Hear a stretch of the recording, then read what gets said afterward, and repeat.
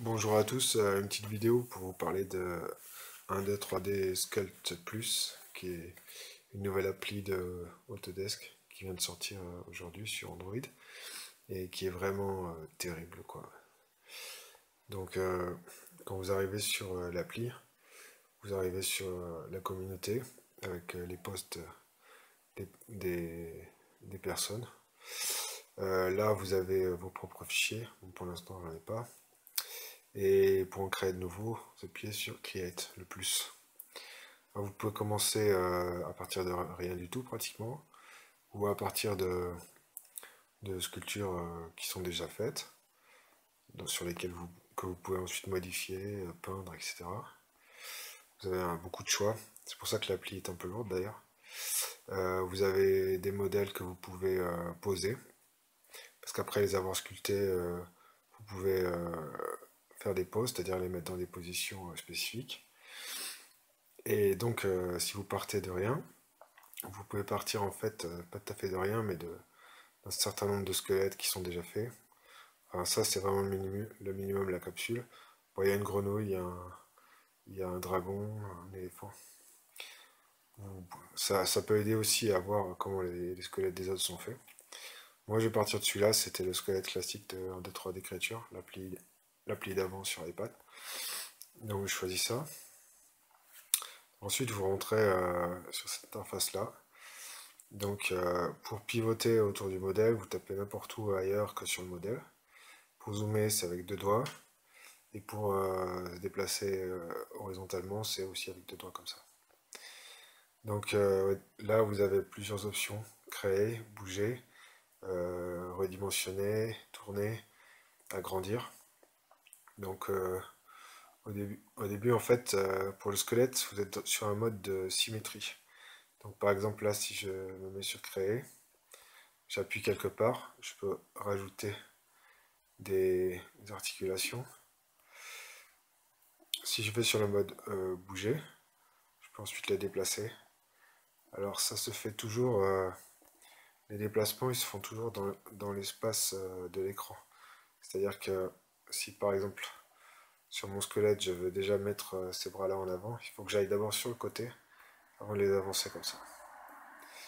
Donc voilà, vous pouvez passer d'un mode à l'autre. Donc là par exemple j'ai avancé les bras, je peux revenir, me mettre sur une vue d'en haut et puis tirer un peu les coudes derrière. Pareil pour les genoux, je peux en rajouter, bouger comme ça. Et vous pouvez aussi créer des articulations en partant d'un point et en tirant. Si j'appuie sur le pied et que je tire, sur la cheville et que je tire, je crée un pied comme ça. Donc pareil pour les mains. Alors ce qui est intéressant avant de créer les mains, c'est d'abord dans le mode redimensionnement. Pour redimensionner, en fait pour chaque os, vous avez deux endroits où vous pouvez redimensionner. Il suffit de cliquer sur cette barre bleue. En descendant, vous diminuez la taille. En montant, vous l'augmentez. Donc moi, souvent, ce que je fais, c'est qu'avant de créer les mains, je mets les bras à la taille minimum. Et ça me permet d'ensuite d'avoir des doigts qui sont bien séparés les uns des autres. Voilà. Un autre doigt. Un autre ici. Donc voilà. Moi, je vais aller un peu vite pour cette vidéo pour vous montrer un peu tous les aspects. Donc ensuite, je vais remettre une taille à peu près correcte. Donc ce qui est pas mal, c'est de faire beaucoup de choses à partir du squelette. Ça évite d'avoir trop de choses à sculpter derrière. Donc en général, le plus qu'on peut faire au niveau du squelette, c'est bien de le faire à ce moment-là.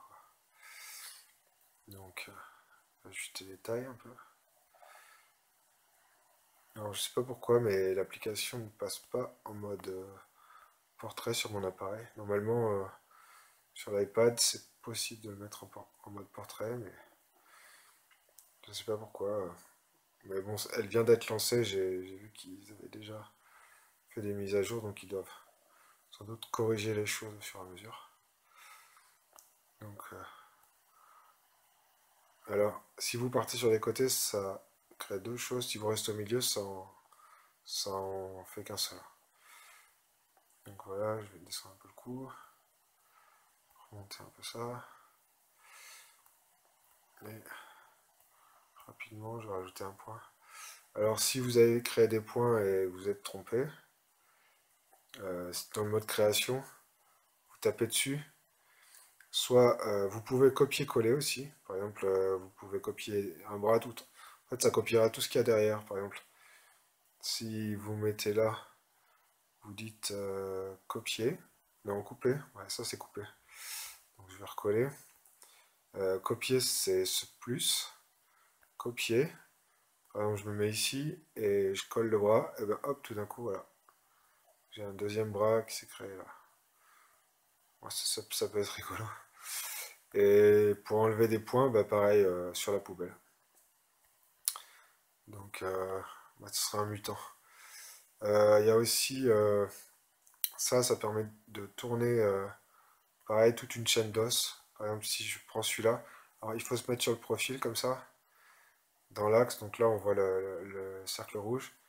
Et je sais que voilà, ça va vraiment tourner dans ce sens. Bon, c'est un peu intuitif, hein, mais il faut d'abord que vous mettiez dans la vue avant de pouvoir euh, tourner. Et celui-là, c'est pour redimensionner, donc c'est un peu pareil. C'est-à-dire que vous cliquez sur un os et ça redimensionne tout ce qui est derrière. Voilà, ça m'a pris les mains et ça prend vraiment tout ce qui est après, quoi. Tout ce qui est après cette articulation. Donc voilà, bon. Si vous êtes perdu aussi dans votre navigation, vous avez cette touche qui permet de recentrer le modèle au milieu. Et pour chaque outil, si vous appuyez sur le point d'interrogation, bah, vous avez une explication, mais qui est en anglais. À n'importe quel moment, vous pouvez retourner à votre galerie ou sauver ce que vous êtes en train de faire, si vous avez peur de cracher.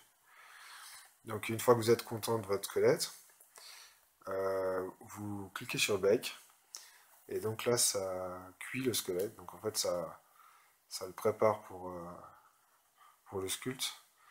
En fait je pense que ça déplie aussi tous les UV qui vont être nécessaires à la peinture, donc ça fait... Il y a un gros travail qui est fait en arrière-plan par l'application. Donc ça prend 30 secondes ou une minute suivant les appareils. Donc voilà, il y a un petit tac qui le cuit, le refroidit. Donc là, voilà, on voit que le modèle il est prêt. Pour n'importe quel modèle, vous pouvez revenir au squelette dans la galerie. Vous demandez faire un nouveau, extraire le squelette et vous pouvez revenir en mode squelette même si vous ne l'avez pas sauvé. Donc là, on a plusieurs modes qu'on peut faire dans le désordre ou dans un ordre particulier. Donc je vais commencer par sculpter. Là, vous avez la symétrie d'activer. Si vous recliquez, vous la désactivez. Vous voyez la barre bleue au milieu qui signale que vous l'avez. Et vous avez plusieurs outils. Bon, avec les dessins, c'est facile à comprendre. Celui-là, c'est un outil qui permet de sculpter en dehors. Celui-là, de faire des trous. Celui-là, c'est un smooth qui permet d'effacer un peu les détails. Ça permet de resserrer les creux ou les bosses. Celui-là permet d'aplatir et celui-là permet d'attraper. Pour chaque outil, vous pouvez régler sa taille et sa puissance. Donc moi, j'aime bien travailler avec la taille la plus petite et pas trop de puissance. Ça permet de faire des détails. Donc là, voilà, je suis sur celui qui permet de sculpter en dehors. Donc je peux commencer par faire des yeux. Après, les réglages, ils sont pour chaque outil, ils vont pas bouger. Donc à chaque fois, faire attention à la puissance que vous mettez. Donc là, par exemple, si je veux faire des trous plus gros, je crois que si vous zoomez aussi, l'outil, non, il ne devient pas plus petit en fait. Bon, il y a des tailles qui sont minimum, et vous voyez, ça reste quand même assez gros. Donc c'est pour ça qu'il faut mieux faire beaucoup de choses au départ avec le squelette. Voilà, on peut faire des choses comme ça. Euh, Parfois avec la symétrie, ça fait des choses un peu bizarres au milieu. Donc si vous avez des traits un peu bizarres qui apparaissent, vous pouvez avec Smooth venir adoucir ce que vous avez fait. Voilà, ça permet de corriger un peu des choses. Bon bah, je vais pas trop en faire, c'est surtout pour vous montrer. Donc ça c'est le mode sculpt, donc à n'importe quel moment, symétrie ou pas. Je peux vous montrer quand même un peu ce que font les autres outils. Celui-là, il permet de resserrer des géométries. Donc par exemple là, je vais essayer de prendre toute la bouche. Je vais pareil travailler pas trop fort. Rien qu'en glissant dessus, voilà, en fait ça resserre quoi. Donc c'est utile pour des petits détails, par exemple. Si je lui fais des cernes à ce bonhomme, euh, j'ai beau être à la taille la plus basse, c'est assez large. Mais si je vais sur ce mode pour resserrer, et voilà, ça permet d'avoir un détail un peu plus. Voilà, c'est un peu trop. Voilà, mais ça permet de corriger, de resserrer un peu, d'avoir des détails. Voilà. Quand vous avez fini avec un mode, vous appuyez sur Back et vous pouvez passer sur un autre mode. Donc là, je suis dans le mode peinture. Donc alors, vous avez deux types principaux de pinceaux, un pinceau dur et un pinceau souple. Donc le pinceau dur, en fait, il fait des... Là aussi, vous pouvez activer le mode symétrie, ça permet d'aller plus vite. Le pinceau dur, il fait des traits donc voilà, qui ont un bord dur. Et le pinceau souple, voilà, il fait des traits qui ont un bord plus souple. Et là, vous avez bien d'autres types de pinceaux aussi, si vous voulez faire des... Mais bon, au départ, c'est bien de partir avec une couleur de base. Enfin bon, ça, après, chacun a sa technique. Là, vous pouvez créer les couleurs que vous voulez. Donc, vous avez un affichage de la couleur d'avant et celle de maintenant. Et en fait, si vous voulez garder une couleur, bon là, vous en avez plein d'enregistrés. Vous appuyez sur le plus. Donc, vous voyez, elle se met en haut de la liste. Donc si vous voulez la récupérer, ensuite c'est facile. Donc là voilà, je vais mettre une couleur de fond.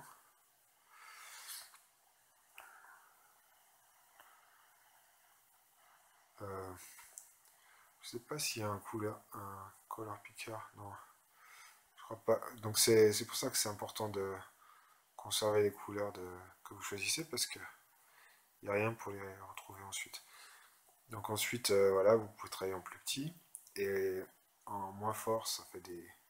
Donc en alpha, donc ça vous avez quelque chose d'assez progressif. Donc voilà, c'est vraiment super bien fait quoi. On peut passer des heures à peindre des détails, etc.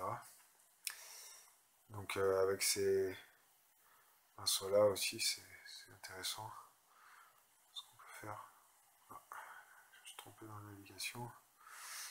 Donc, par contre, il faut avoir un téléphone ou une tablette assez puissante parce que apparemment le soft est plutôt gourmand.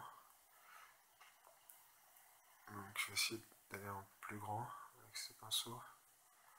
Alors, je sais pas si j'ai gardé le pinceau que j'avais choisi. Je vais prendre une autre couleur pour voir. Ouais, voilà. Donc voilà, là, on peut vraiment délirer. Donc vous avez aussi la possibilité d'utiliser des images comme tampon. Donc vous pouvez préparer des images à côté et venir les projeter. Donc dans Images Hub. Donc là vous pouvez sélectionner une image.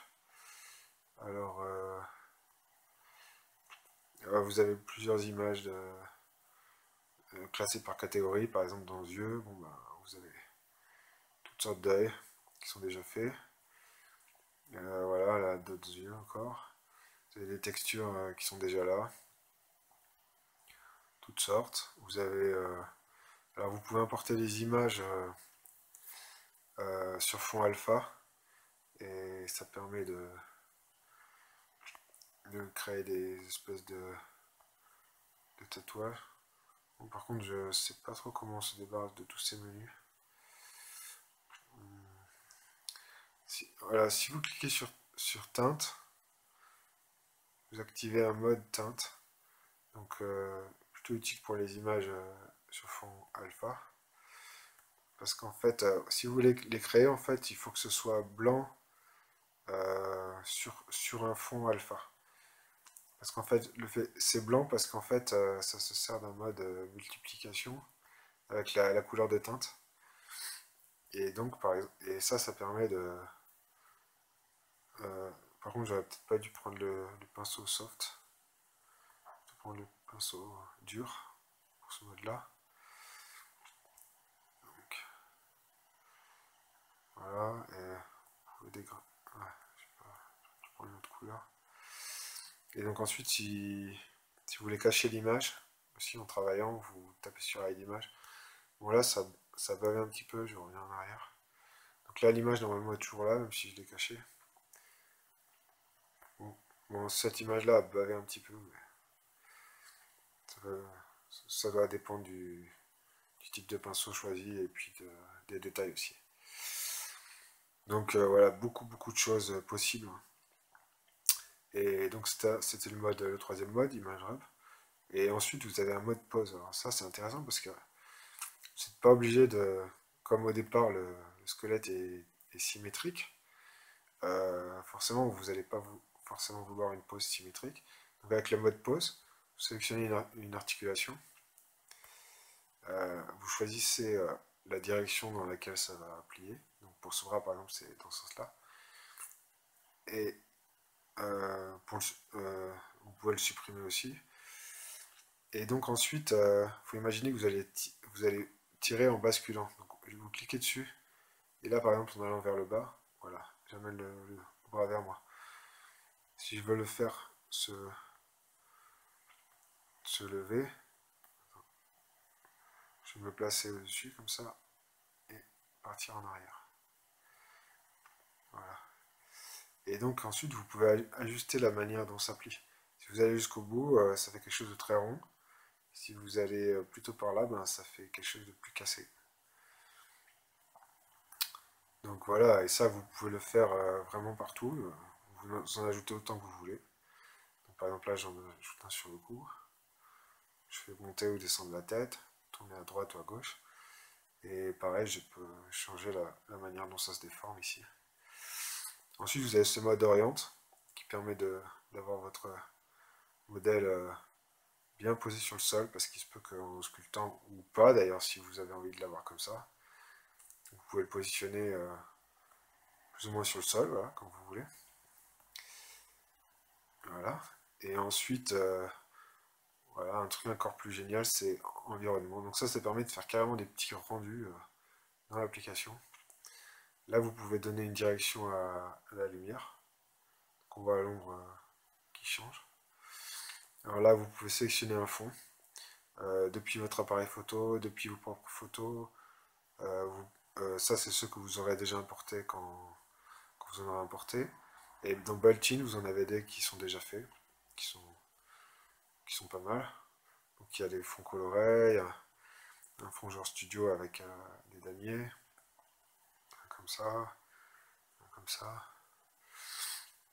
Voilà, il y en a pas mal quoi. Donc bon, bah, disons que je vais prendre un comme ça. Par contre, je sais toujours pas comment faire descendre les menus. Là, vous avez plusieurs types d'éclairage.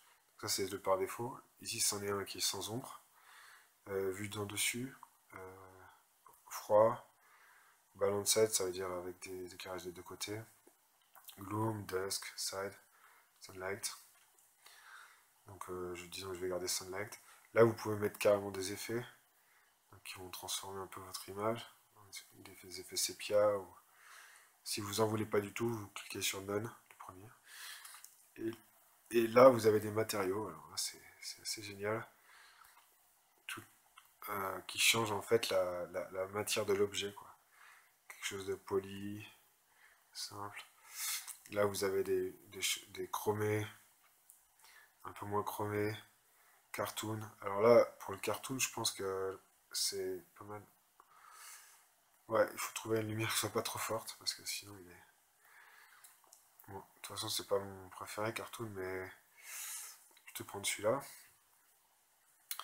Voilà, et une fois que vous êtes content, vous pouvez prendre une image. Donc là, il propose le type d'orientation que vous voulez. Et là, vous pouvez continuer à... C'est-à-dire que quand vous êtes dans ce mode-là, vous pouvez toujours zoomer, faire tourner le personnage, etc. Donc, permet vraiment de prendre la photo dans l'angle que vous voulez. Et vous pouvez publier sur Facebook directement ou si vous tapez là-dessus.